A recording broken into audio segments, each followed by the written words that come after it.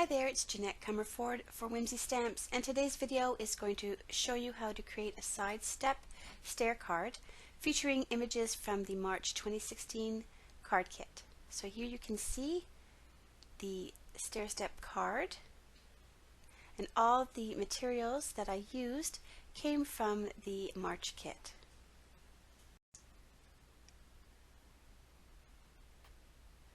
To create the base of the card, I'm taking a piece of white cardstock from the kit, and I am going to position it so that the long side is running horizontally, and I will line it up with the 5.5 mark here, and then I'll cut it. So my paper will end up measuring 5.5 by 8.5.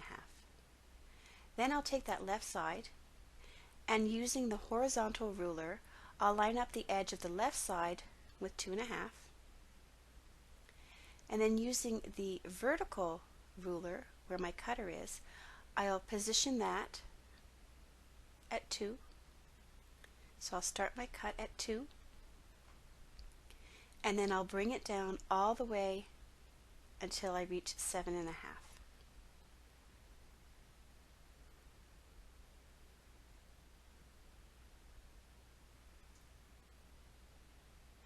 So you see now that I have one part measuring 2.5, and then the other side measures 3. So this is the only tricky little bit when you're putting it on your score pal and making your score marks. You have to make sure you're scoring the right portion. So I'm going to put it in my score pal so that the 2.5 portion above the cut is on the top, and then the 3-inch portion is on the bottom. And then I will score that 3-inch portion on the bottom, and I will score it at 4.25. So I'm just making sure I know where the 4.25 is, and I will score it from the bottom right up to that cut line.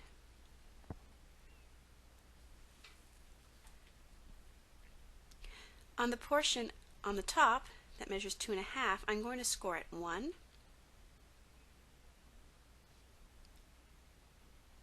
2,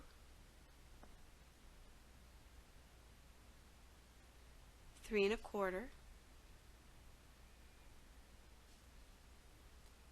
4.5, and 6.5. And again, I'm scoring only to the line. So again, it's at 1, 2, 3.25, 4.5, and 6.5, and that one score line on the bottom at 4.25. So now we're going to fold it. I find it easier to fold that one score line on the 3-inch side. I'll use my bone folder to make sure it's a nice crisp fold. And then we're going to fold this in a mountain valley way. So up for the mountain, down for the valley, up for the mountain, and then down for the valley, and then up again. And I'm going to make sure each of those folds is pressed down crisply. So mountain, valley, mountain, valley, mountain. And then I turn it over, and I will just use my bone folder on those edges as well. This way my card base will stand up nicely.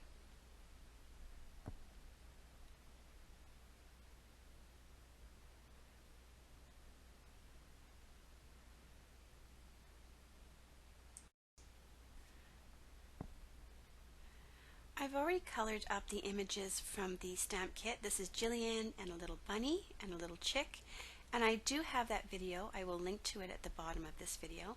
And now I'm going to be creating some mats with some yellow cardstock and some paisley, sort of pink paisley cardstock.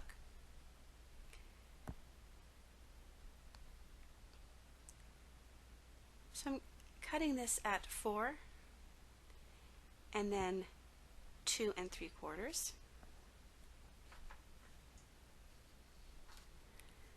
Then I'm going to trim that so it measures 2 1/4, and then trim it 1 and then 1 3/4.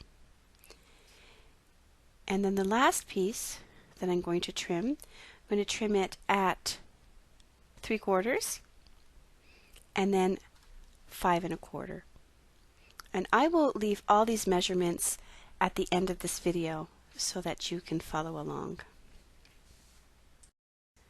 So now I'm going to cut the pattern paper, so I'm cutting it at 0.5 and 5.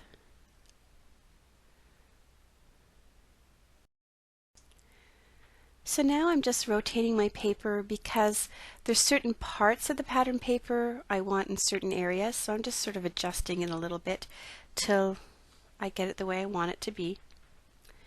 And I'm going to cut this at 2 1/2 and then at 3 3/4.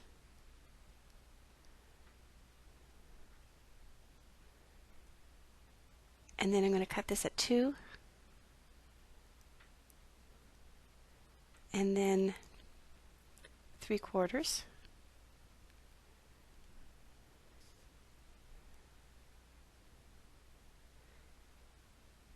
And then at 2 and 1 1/2. Again, don't worry, I will be leaving those measurements for you at the end of the video. So now I'm going to just adhere everything down.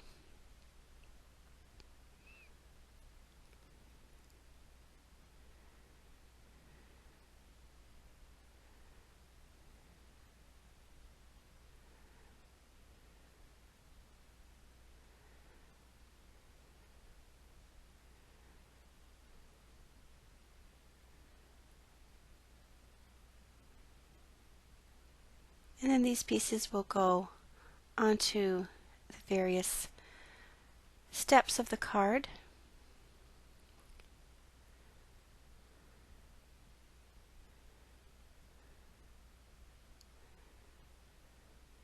Just make sure you fold it so that you know that you've put them on the right parts of the step. Here I didn't feel like it lined up quite exactly, so I adjusted it. So this image has a lot of fine, intricate details that are around it, little strands of hair and little embellishments, and I didn't cut them all out, but I do want them on my card. So I cut around the whole edges of the image, and now I'm going to re-stamp it onto the pattern paper so that I don't lose any of those details. Now at first I thought I was going to be able to sort of eyeball it, and then I realized I didn't want to risk it, so I pulled out my Stamp-A-Majig positioning tool and I decided to use that instead. So it comes with a clear plastic, and then you stamp your image, you line up the edges there at the bottom, and you stamp your image, and then that gives you an idea of where it's going to stamp. So then you position that over, line up your tool, and then you can re-ink your stamp, line it up exactly where you had it before in the corner, and stamp, and it'll be exactly where you want it. And now I can just adhere that over the pattern paper, but I won't lose any of those fine details. I'm going to create a little sentiment for my card as well. I'll be stamping that in some purple ink, Welcome Spring, and I will be using the slider die that comes in the stamp kit to cut that out. I guess originally I had stamped it in black, and then I decided I wanted it in the purple, so that's why you see me stamping it 2 times. So I'll be using that slider die to cut it out. And then, because I felt that it was a little bit too stark white, I put it back into the die and added a little post-it tape to hold it secure. And then I just sponged in some light pink ink into the middle. And And I just started off softly and then added a little bit more along the bottom just to deepen it up a bit. And that just gives it a nice white frame. It gives it a little bit more color. I felt that it looked a bit better that way. And I am using some pink ribbon, and I decided I wanted to have a double row of ribbon. So I'll just trim that and then thread it through again. Add it to that thin panel. And now I'm going to adhere down Jillian. So I used a little bit of adhesive and a little bit of zig glue just to make sure that she would adhere properly. And I'll add a mounting block on top of that while it dries so that I know it dries flat. So I also have this cute bunny and little duck. So the bunny I'm putting on that second step. And the duck, originally I thought I would put him over there, but then I ended up not liking it, so I moved the sentiment, I slid it over so it's underneath the bunny, and then I put the duck beside Jillian.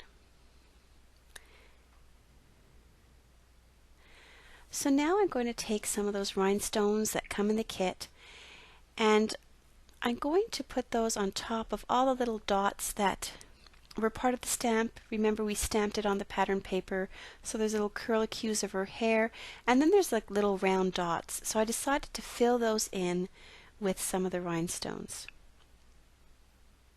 So I'm just using some of the smaller ones. I had thought at first I would also put them in the middle of the flowers, but they ended up being a little bit, even the smallest ones were a bit too big. So I'm just scattering a few of the gems in pinks and purples. Decided to put one up there beside the bunny. And I'm just searching for the colors I want in the sizes I want. Just scattering a few here and there. And I will add white gel pen to the center of the flowers so that they pop a little bit more. And I had already added them to the eyes of the image. So now my card is completed. You can see it's a stair-step card. Here's some of the other projects I created with the Whimsy March 2016 kit. I will leave links to those, and you can find a full list of supplies and links below this video on YouTube or on my blog. Thanks for watching.